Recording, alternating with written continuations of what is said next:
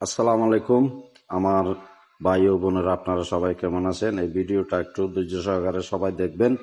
এটা হচ্ছে আমাদের মুসলিম উম্মাহ, মুসলিম জাতি, শিশু থেকে বৃদ্ধকাল পর্যন্ত যারা মৃত্যুবরণ করে তাদের সেই পরকালের স্থায়ী ঠিকানা কিয়ামত পর্যন্ত। সেই পরকালের ঠিকানা হচ্ছে এই জায়গাটা।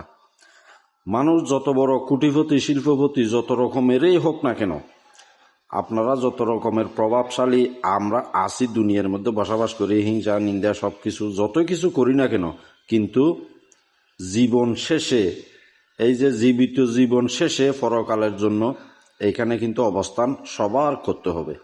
তাই আমরা সবাই হিংসা নিন্দা সবকিছু বাদ দিয়ে আমরা কিন্তু একবারে সবার সাথে মিলে মিশে আমরা থাকার চেষ্টা করি।